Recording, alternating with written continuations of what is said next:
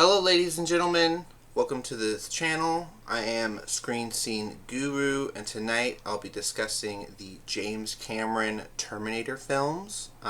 Going into this first one, we've got Terminator from 1984. This is rated R. This was dropped in October of 1984, so this year it'll be turning 41 years old. So very fascinating stuff there.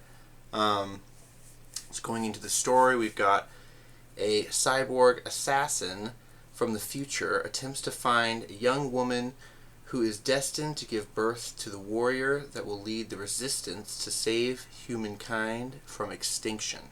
So very exciting stuff here, guys. I've got the Blu-ray disc to show off. Little information right here on the back.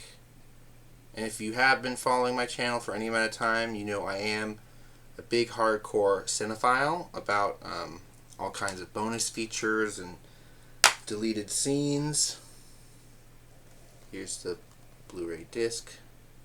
I have not checked out the Blu-ray bonus features yet on this disc, but I probably will get around to doing that soon, just to see if there's anything special on that. But checking out the movie, it is a really good transfer. Highly recommend it. For all of you that have not seen the original Terminator, it does have a bit of shoddy VFX towards the end of the film while they're fighting with the hydraulic press, and they're swapping Arnold out with a doll. You can kind of tell very much so, but I really like the aesthetic of this style. Most of the film, Linda Hamilton is running from Arnold as the aggressive cyborg killing machine from the future. We've also got Kyle Reese, who was sent back through time, played by, let's see, Michael Burneen. So that was really cool to see. The introduction of Earl Bowen, the psychologist, was in the first one as well. He worked at the police station when the police station was shot up in the first film. Bill Paxton was a punk in the original as well. R.I.P. Bill Paxton, no longer with us, but he was a legend. He was in the first Twisters film as well. He was really young in this first Terminator. So yeah, I really enjoyed the film. Going on into Terminator 2. Let's go up to my search bar real quick.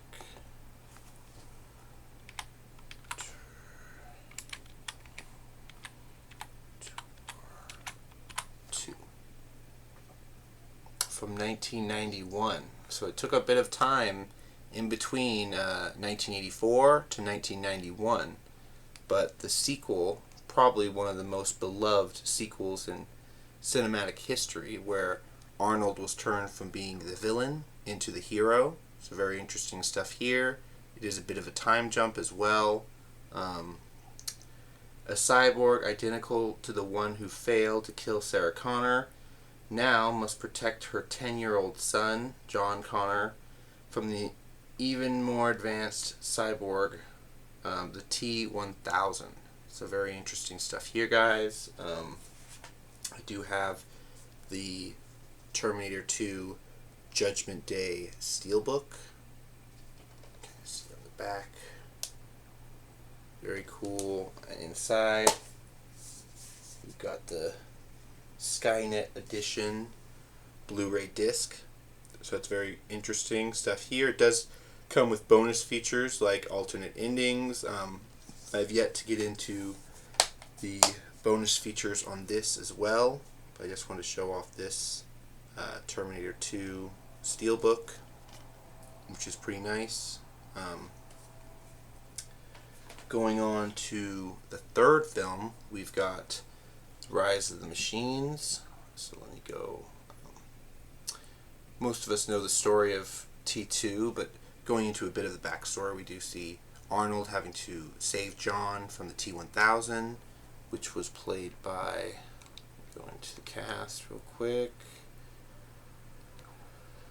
We got Robert Patrick as the T-1000. Like I said, Earl Bowen returned as Dr. Slimmerman. Also, we got, let's see if I can go into here. Yeah, this is very cool. Actress Janet Goldstein from Aliens, which you guys might remember from the second Aliens, played the stepmother of John Connor. So that was very interesting. The one that the T-1000 ends up replicating, and the mom puts the knife hand to the stepdad. That was a really popular Sergeant Valdez from 86 Aliens. She plays the stepmom in T2, which is pretty cool. She's in both Aliens and T2. So that's awesome. Let's see. Also, shout out to the actor Michael Edwards, who played an old John Connor. That was really cool to see. But yeah, let's see, anyone else big? Oh, Joe Moran, who plays Miles Dyson. That was a pretty big role. Also, the man that reverse engineers the chip from the first Terminator that was destroyed by the hydraulic press. You see he has the chip from the brain and the hand, the arm. He reverses engineers to build a full body, which is very fascinating. Of course, they prevent him by doing this, by coming back through time, and Sarah Connor tries to kill him, and then they end up having to destroy the Dyson building, which only prevents Judgment Day, doesn't completely stop it.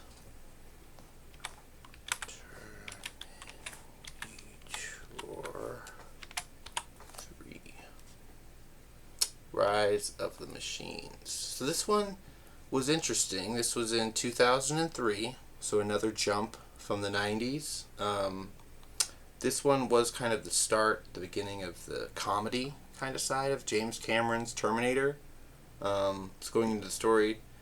John Connor must face a female Terminator with powers over all machines, but a new Terminator unit, a T-8500, has been sent back through time to help guide him through the coming battle. So very interesting stuff there.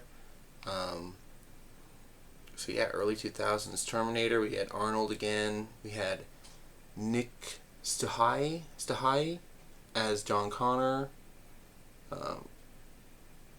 We got Claire Danes as Kate Brewster. Also, we've got Christina Lorcan as the TX. That was really cool to see. Looks like Earl Bowen returned as Dr. Peter Silberman. Trying to look through if anyone else is big. I think that's pretty much it from T3. But I did think that I just recently got done watching Terminator 3, Rise of the Machines. And interesting plot that they had. A virus was sweeping through the globe, and the colonel, the dad of Kate Brewster, was in charge of Skynet, the Defense Department AI programming system, and they believe that if they sent Skynet out loose on the rogue signal program, it would evaporate it or vitiate it. Little did they know that the virus that was sweeping through the nation and the globe was Skynet. So once they brought on the global defense network, it became self-aware with this global virus, and it started to launch missiles at its own threat, which was the human race. So that was very fascinating, I thought. I don't really have a lot more Terminator movies after 3. I know there's Salvation, and then there's Genesis, and I have Dark Fate, so I can go back and watch Dark Fate, which has Linda Hamilton again in it, which is very good. I recommend it. It's from 2019. It was done by the same people that worked on Venom, so that was really cool. But going through a bit of my collection, I do want to show off real quick the Blu-ray disc, of course. Bit of the back information, as well as the disc right here. Very nice. Awesome look of the Terminator exoskeleton. Haven't checked out the bonus features for third Terminator yet, but be sure to check out the channel on Instagram, Threads, TikTok for clips on all that stuff. But real quick, I do want to go into a comic book that I have of the Terminator. This is from Now Comics. This is issue number 14, and this came out in 1994, so that's very cool. Show off the cover right here. And we got starting off with, seems to be the crashing of their ship into some water. Humans fleeing the Terminators, as we often do, in an escaped flying craft. Then the craft begins to sink into submerged water. I've always wondered why they don't want to tell tales of future Earth. I know that Terminator Salvation, and to a fair point Genesis, did this as well, telling the tale of the future Earth. Humanity on the brink. Very interesting. Them telling each other that one of the characters is pregnant. Signs that humanity is going forward, even in the midst of the devastation. Very interesting stuff here. See a cat fighting with a bunch of rats.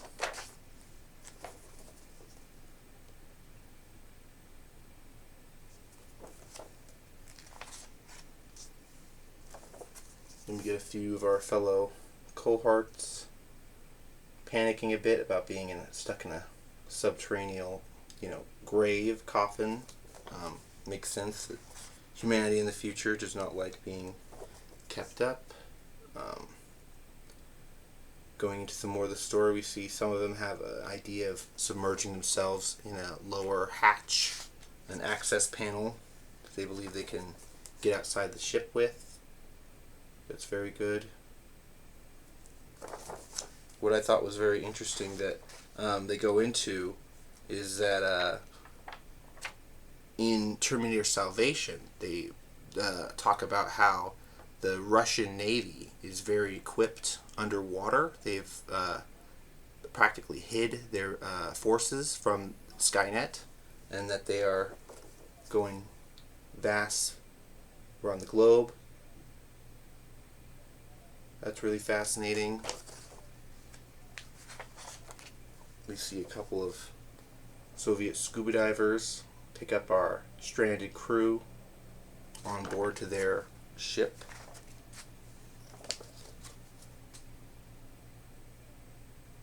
So I thought that was really cool. Get to see some more dialogue back and forth between the crew and our derelict passengers. Then they get to meet their captain. Very fascinating stuff. And of course, they are relished kind of by the soldiers on board for being successful in a battle at Skynet Command. So of course the captain of the ship, submarine, wants to meet with them.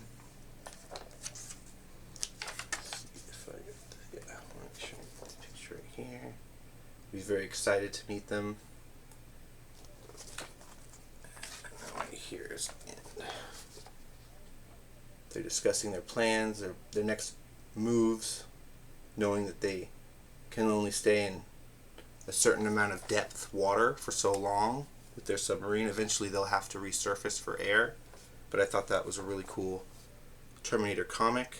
I wasn't aware that Terminator did a whole lot of comics.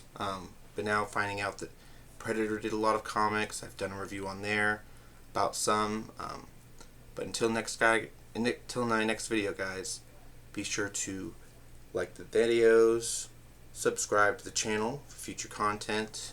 But until then, bye bye.